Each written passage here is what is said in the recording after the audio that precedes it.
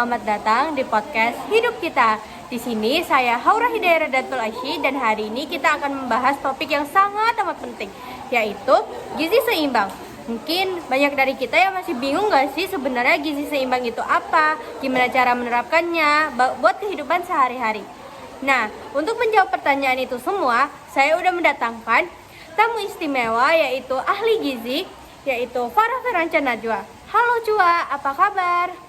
Halo Haura, kabar baik. Perkenalkan aku Farah Feranca Najwa. Terima kasih sudah mengundang saya di sini. Sama-sama, senang banget bisa ngobrol dengan Cua hari ini karena jujur masih banyak orang yang belum sadar tentang pentingnya gizi seimbang untuk menjaga kesehatannya. Oke, kita mulai dari yang dasar dulu ya. Sebenarnya apa sih yang dimaksud dengan gizi seimbang itu?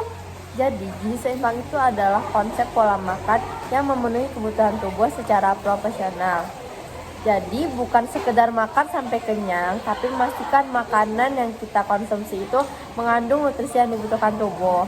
Nutrisi yang dibutuhkan tubuh ini melibatkan kombinasi seperti karbohidrat, protein, lemak sehat, vitamin, dan mineral yang seimbang.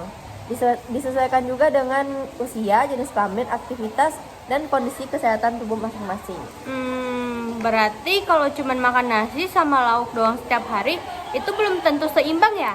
Betul sekali, porsi makan kita itu harus beragam. Contohnya seperti pedoman isi piringku, yang merekomendasikan separuh piring diisi dengan buah dan sayur, seperempatnya lagi karbohidrat, dan seperempatnya lagi protein. Dan jangan lupa, air minum juga penting, minimal 8 gelas sehari. Jadi gizi seimbang itu lebih ke pola makan ya, bukan cuma soal makan banyak atau sedikit. Iya, tujuannya tuh adalah menjaga keseimbangan energi masuk dan keluar, supaya tubuh kita ini tetap fit dan bebas risiko dari penyakit. Wah, menarik banget sih. Nah, sekarang apa sih resiko kalau kita nggak menjaga pola makan gizi seimbang?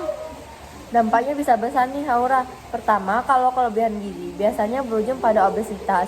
Ini bisa memicu berbagai penyakit kronis seperti diabetes tipe 2, hipertensi, penyakit jantung, dan bahkan kanker. Wah, berarti obesitas bukan cuma soal penampilan ya? Betul, obesitas itu kondisi medis yang bisa mengganggu fungsi tubuh. Sebaliknya, kalau kita kekurangan gizi, terutama pada anak-anak, itu bisa menyebabkan stunting, anemia, atau daya tahan tubuh yang rendah. Akibatnya, tubuh jadi gampang sakit. Wah, itu bahaya banget sih, terutama untuk anak-anak yang sedang lagi masa tumbuh ya. Iya, terutama di Indonesia, data menunjukkan angka stunting masih cukup tinggi. Dan ini bukan cuma soal tinggi badan, tapi juga perkembangan otak anak yang stunting berisiko mengalami kesulitan belajar dan produktivitas rendah di masa depan. Jadi pola makan yang buruk ini efeknya nggak instan gitu ya, jadi lewat jangka panjang gitu. Benar sekali, makanya penting untuk membangun kebiasaan makan yang sehat sejak dini. Ngomong-ngomong, ada nggak sih mitos yang sering orang percaya tentang makan sehat atau gizi seimbang? Wah, banyak sekali. Contohnya tuh sering sekali saya dengar adalah makan nasi bikin gemuk. Padahal nasi itu sumber karbohidrat yang penting untuk energi. Yang bikin gemuk itu adalah kalau kita makan nasi terlalu banyak tanpa diimbangi aktivitas fisik. Iya, saya juga pernah dengar orang bilang kalau diet nggak boleh makan karbohidrat sama sekali. Itu gimana Cua? Itu juga salah kaprah nih, tubuh kita ini butuh karbohidrat untuk energi. Kalau kita kekurangan karbohidrat, tubuh akan mengambil energi dari protein atau lemak, dan itu bisa mengganggu fungsi organ tubuh. Jadi kuncinya bukan menghindari tapi mengatur porsinya. Jadi tuh nggak ada makanan yang jahat ya? Iya, semuanya tergantung jumlah dan frekuensinya. Ini menarik banget sih tentang peran gizi dalam meningkatkan kesehatan mental. Nih, selain untuk menjaga kesehatan fisik, apakah gizi seimbang juga berpengaruh pada kesehatan mental? Tentu Haura, gizi tidak hanya mempengaruhi tubuh kita, tapi juga otak. Apa yang kita makan berperan penting dalam menjaga kesehatan mental. Wah, gimana tuh contohnya? Contohnya nih, omega 3 yang banyak terdapat di ikan salmon, sarden atau tuna. Nutrisi ini membantu fungsi otak dan bisa mencegah depresi. Lalu ada juga vitamin B kompleks seperti B6 dan B12 yang membantu produksi hormon serotonin, yaitu hormon kebahagiaan kita. Jadi makanan juga bisa bikin mood kita lebih baik ya? Benar, sebaliknya kalau kita terlalu sering makan makanan yang tinggi gula atau makanan olahan, itu bisa menyebabkan lonjakan energi sesaat. Tapi setelahnya kita malah merasa lelah atau mood menjadi lebih buruk. Wah, berarti banyak yang nggak sadar soal ini ya Cua? Betul, jadi gizi seimbang itu kunci untuk menjaga keseimbangan hormon, energi, dan kesehatan mental kita. Berarti mulai sekarang kita harus memperhatikan pola makan bukan cuma untuk berat badan ya, tapi juga supaya lebih bahagia. Iya, karena tubuh dan pikiran kita itu saling terhubung. Nah, di masa sekarang ini menjaga imunitas tubuh jadi prioritas kita, apalagi setelah pandemi. Sebenarnya gizi seimbang berpengaruh nggak sih terhadap sistem imun kita? Sangat berpengaruh, Haura. Jadi sistem imun tubuh kita ini bekerja optimal kalau mendapatkan asupan nutrisi yang cukup dan seimbang. Beberapa nutrisi seperti vitamin C, vitamin D, dan protein memiliki peran penting dalam menjaga dan memperkuat imun tubuh.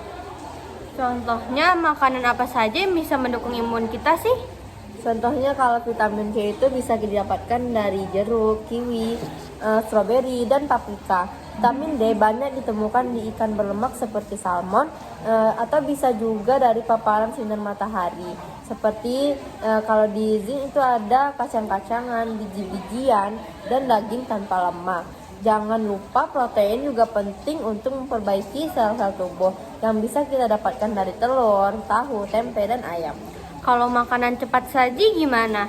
Kalau makanan cepat saji itu terutama yang tinggi gula, garam, dan lemak jenuh sebenarnya bisa melemahkan imun tubuh kalau dikonsumsi berlebihan. Itu karena makanan jenis ini kurang mengandung nutrisi yang esensial yang dibutuhkan untuk melawan infeksi. Jadi kalau ingin imun tubuh kuat harus kembali ke makanan yang segar dan alami ya?